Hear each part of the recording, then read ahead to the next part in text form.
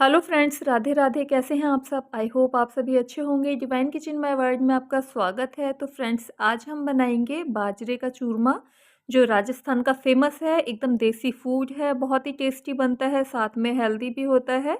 बाजरा जो है, इसकी तासीर गर्म होती है और ये कैल्शियम और आयरन आयरन से भरपूर होता है, तो विंटर्स में इसे ज़रूर खाना चाहिए। तो चलिए फ्रेंड्स, वीडियो में एंड तक बने रहिएगा और अगर आप मेरे चैनल पर नए हैं तो चैनल को सब्सक्राइब कीजिएगा। तो सबसे पहले यहाँ मैं दाल भिगो कर रखूँगी, क्योंकि जो चूरमा होता है उसे दाल के साथ खाया जाता है। तो यहाँ मैंने एक कटोरी में 2 मुट्ठी के करीब उड़द की धुली हुई दाल ली है और मैंने 1 मुट्ठी डाला है चने की दाल और 1 मुट्ठी ही ली है छिलके वाली मूँग की दाल। दाल आप कोई भी ले सकते हैं।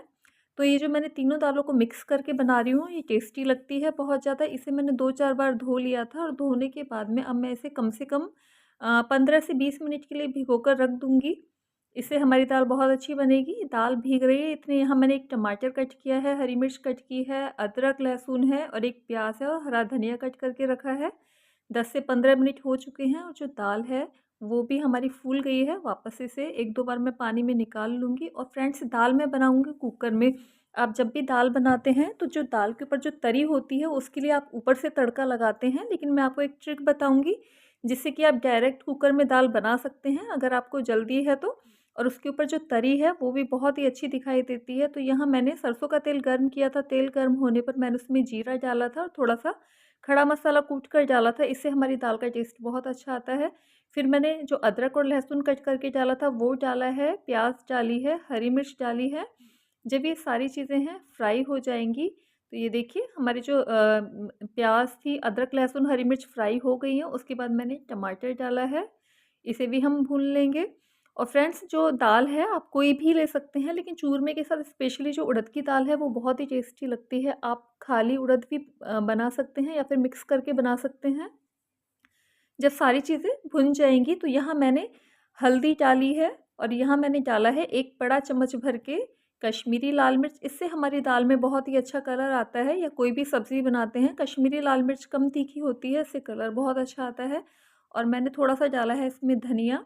और अभी हम नमक नहीं डालेंगे। और फ्रेंड्स, जो मैं आपको ट्रिक के लिए बता रही थी वो यही ट्रिक है, जब भी आप ये जो मसाले ऑयल के अंदर भून लें तो आप एक कटोरी में ऑयल और जो मिक्स मसाला था उसे इस तरह से निकाल लें, जिसे आप तरी भी बोल सकते हैं या फिर कट भी बोल सकते हैं। यहाँ देखिए मैंने ऑयल निकाल लिया है जिसमें मसाला मिक्स था और कुकर में बस इतना सा ही मसाला छोड़ा है मैंने। और जो हमारी दाल थी उसे हम इसमें अब डाल देंगे। और मैंने जब मसाला भुना था तो उसमें नमक नहीं डाला है, क्योंकि नमक हम अब डालेंगे दाल के अकॉर्डिंग। ये जो दाल थी इसे मैंने डाल दिया। और फ्रेंड्स, ये जो हमने तरी निकाली है ना, इसे जब हमारी दाल बिल्कुल बनकर तैयार हो जाएगी तो हम ऊपर से डाल देंगे, तो हमारी जो दाल है उसके अंदर जो तड़का और जो तरी है वो बहुत अच्छी दिखाई देती है। दाल देखने में भी सुंदर लगती है और खाने में बहुत ही टेस्टी लगती है। अब स्वाद के अकॉर्डिंग मैंने डाला है नमक और मैंने इसमें पानी डाल दिया था। आप जितनी भी दाल की में क्वांटिटी बना रहे हैं उसके हिसाब से पानी डाल लें। और यहाँ मैं कुकर का ढक्कन लगा दूंगी और इसमें मैं 4 विसिल लगाऊंगी। 4 विसिल में दाल बन के रेडी हो जाएगी। अब चूरमा बनाने के लिए यहाँ मैंने बाजरे का आटा लिया है और बाजरे के आटे में हम थोड़ा थोड़ा सा पानी डालते हुए आटा लगा लेंगे। और फ्रेंड्स, बाजरे का जो आटा होता है उसके आप रोटी जब भी बनाते हैं तो इसका ये फ़ायदा होता है कि आप इसे हैंड टू हैंड लगा के बना सकते हैं। जैसे हमें गेहूं का आटा एक साथ लगा के रख लेना होता है, तो बाजरे के आटे में ऐसा नहीं होता। आप जितना खाओ उसके हिसाब से आप हैंड टू हैंड इसका आटा लगा के हैंड टू हैंड इसकी जो रोटियां हैं वो बना सकते हैं। यहाँ मैंने बाजरे के आटे में थोड़ा थोड़ा सा पानी डालते हुए इसका आटा लगा लिया है। और बाजरे का आटा जो होता है वो गेहूं के आटे से थोड़ा सा सख्त लगाया जाता है। अब जितनी हमें एक रोटी का जो लोई है उतना मैंने इसमें हिस्सा ले लिया है, आटे का पोर्शन निकाल लिया है और इसमें अच्छी तरह से हम लोच लगाएंगे, यानी कि इसे नीट करेंगे। बाजरे की रोटी बनाने के लिए यही एक अच्छी ट्रिक होती है कि जितना आप इसे लोच लगाएंगे, आटे को अच्छी तरह से मथेंगे यानी कि नीट करेंगे, उतनी ही जो हमारी बाजरे की रोटी है वो अच्छी बनती है। अच्छी तरह से लोच लगाने के बाद में यहाँ मैंने इस तरह से लोई को हथेली से गोल कर लिया है। और गोल करने के बाद हम इसे इस तरह से हाथों से ही बढ़ाते हैं, क्योंकि इसे चकले बेलन से नहीं बनाया जाता। तो सबसे पहले जो हमारे हथेली का ये जो निचला हिस्सा है उसे हम, जो रोटी है उसे घुमाते हुए उसके किनारों को बढ़ाएंगे। और जो बीच का हिस्सा जब मोटा रह जाता है तो इस तरह से जो हमारे हाथ का जो बीच का हिस्सा होता है, फिंगर्स के नीचे वाला हिस्सा, इसे हम बीच में दबाते हुए बढ़ाते हैं। तो इस तरह से हम हमारी देखिए रोटी को बढ़ा लेंगे और ये बहुत आराम से बन जाती है। तवे पे डाल देंगे, तवा आप पहले से ही गर्म कर लें और अगर कोई क्रैक रह जाए तो फिंगर की मदद से उसे ठीक कर लें। और यहाँ 4 विसिल आ गई थी, दाल हमारी गल चुकी है लेकिन अभी घुटी नहीं है। तो अब मैं इसे 5 मिनट के लिए खुला ही बिना ढक्कन लगाए ही इसे पकाऊँगी। और ये देखिए फ्रेंड्स, अब ने जो इसकी तरी थी उसे निकाल लिया था, तो दाल अभी थोड़ी फीकी-फीकी लग रही है, लेकिन जब हम तरी डालेंगे तो इसका बहुत ही सुंदर कलर आ जाएगा। और यहाँ रोटी हमारी एक तरफ से सिक चुकी थी। बाजरे की रोटी थोड़ी मोटी होती है, तो उसके उसके लिए जो फ्लेम है गैस की वो आपको कम ही रखनी है। और जब दूसरी तरफ से भी सिक जाएगी तो कम फ्लेम पर ही हम रोटी को अच्छी तरह से कुरकुरा होने तक सेक लेंगे। ध्यान रहे कि रोटी जो है वो बिल्कुल भी कच्ची नहीं रहनी चाहिए, नहीं तो जो हमारा चूरमा है वो अच्छा भी नहीं बनेगा। और जो कच्चा अगर रोटी का आप चूरमा बनाएंगे तो वो पेट में दर्द भी कर सकता है आपके। तो इसलिए रोटी को बहुत अच्छी तरह से सेकना है। और ये देखिए दाल को भी 5 मिनट हो गए थे, अच्छी तरह से घुट गई है। गैस बंद कर देंगे। और फ्रेंड्स, जो हमने तरी निकाली थी उसे आपको हैंड टू हैंड मिक्स नहीं करना है। 5 से 10 मिनट इसकी कुकर की जो दाल थी वो थोड़ी ठंडी हो ले, तब हम डालेंगे। अब यहाँ हमारी एक रोटी सिक चुकी थी। दूसरी रोटी बनाने के लिए मैं थोड़ा-सा पोर्शन आटे का निकालूँगी, जितनी बड़ी हमें लोई लगानी रोटी बनानी है उसके हिसाब से। और हाथ को हल्का-सा गीला करना है, क्योंकि आटा रखा हुआ भी थोड़ा-सा टाइट हो जाता है। हल्का हाथ को गीला करने के बाद वापस से हमें वही लोच लगाना है। अगर आप रोटी में बाजरे की रोटी बनाते वक़्त आटे में लोच कम लगाएँगे तो रोटी फटने का डर रहता है। और तो इसलिए हमें इस तरह से लोच लगा लेंगे अच्छी तरह से। और जितना मोटी या बड़े साइज़ की रोटी बनानी है उसके हिसाब से हम लोई को लेंगे, अच्छी तरह से हाथ में इस तरह से गोल गोल करेंगे, चिकना लेंगे, जिससे कि कहीं से जो लोई है हमारी वो फटी टूटी फटी ना रहे। और करने के बाद में इस तरह से हथेली और उंगलियों से इस तरह से हम रोटी को बढ़ाते जाएंगे। और फ्रेंड्स, ये थोड़ी सी बस प्रैक्टिस की ज़रूरत होती है। अगर आप कुछ बार बनाएँगे तो 2-4 बार रोटी आपकी ख़राब बनेगी, लेकिन बाद में अपने आप सही बनने लग जाएगी। देखिए इस तरह से तवे पे डाल दें और कहीं से अगर आपको लग रहा है कि कहीं से मोटी या पतली है तो फिंगर की मदद से इस तरह से हल्के-हल्के से दबाते हुए उसे शेप में ले लें। और एक साइड से सिक गई है रोटी, मैंने दूसरी साइड से भी सिकने के लिए रख दी है। और ये देखिए जो दाल है हमारी बन गई है। अब जो तरी थी वो मैं इस तरह से इसमें डाल दूँगी।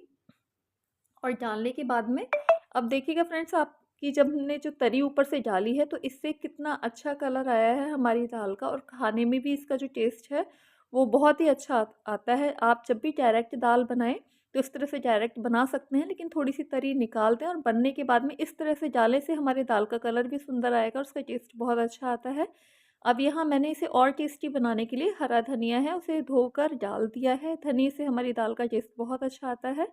दाल बनकर रेडी है, हम इसे साइड में रख देंगे।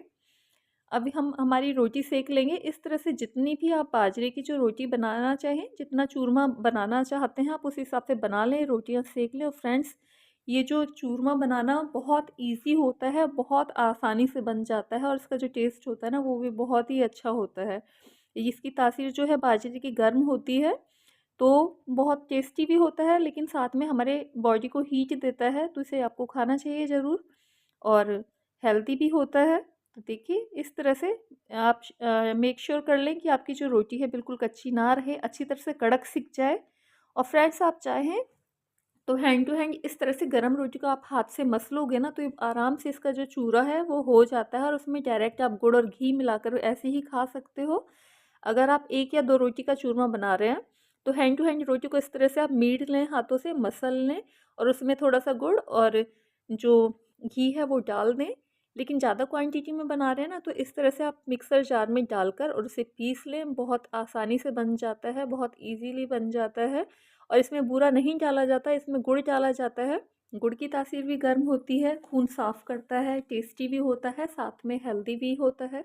तो जब हम बाजरे के चूरमे को गुड़ के साथ बनाते हैं ना तो उसका जो बेनिफिट है वो बहुत ज़्यादा बढ़ जाता है, साथ में बहुत ही टेस्टी लगता है। मुझे पर्सनली बाजरे का चूरमा बहुत ही ज़्यादा पसंद है, तो मैं इसे कई बार बना लेती हूँ विंटर्स में। तो फ्रेंड्स, आप भी इसे ज़रूर बनाइएगा। और ये देखिए जो हमारे बाजरे की जो रोटी थी मैंने इस तरह से पीस ली है, बहुत अच्छी तरह से पिस गई है। अब हमें इसे छानने की भी ज़रूरत नहीं है। और इसको थोड़ा-सा जो इसका टेक्सचर होता है वो दरदरा मतलब मोटा ही रहता है। और यहाँ मैंने जो बरेली गुड़ आता है वो लिया है, वो सॉफ्ट रहता है, बहुत ईज़िली मिक्स हो जाता है चूरमे के साथ में। अब यहाँ मैं आप चाहें तो इस तरह से भी गुड़ और घी को मिला सकते हैं, लेकिन यहाँ मैंने जो देसी घी है वो लिया है कढ़ाई के अंदर।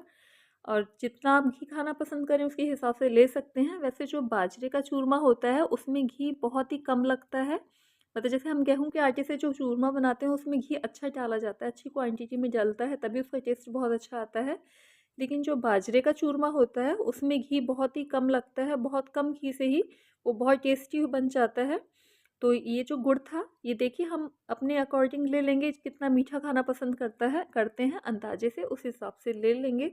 अब यहाँ मैंने घी को इतना ही गर्म किया था कि वो मेल्ट हो गया, उसके बाद मैंने गैस बंद कर दी है, गुड़ डाल दिया है। अब फ्रेंड्स ये जो गुड़ था ये घी के साथ एकदम से सॉफ्ट हो जाएगा और मिक्स हो जाएगा, और इससे हम जब चूरमे में डालेंगे ना तो जो ये जो गुड़ है वो अच्छी तरह से मिक्स हो जाएगा। वैसे ज़रूरी नहीं है कि आप इस तरह से करें, आप डायरेक्ट रोटी को इस तरह से मसलने के बाद में गुड़ डायरेक्ट डाल सकते हैं। गुड़ को एक बार आटे के साथ रोटी के साथ मिक्स कर लें चूरमे के साथ में, और फिर घी डाल लें और फिर दोबारा से मिक्स कर लें, या फिर जो मैं बना रही हूँ इस तरह से आप कर सकते हैं। दोनों ही ईज़ी तरीके हैं और दोनों से सेम टेस्ट आता है।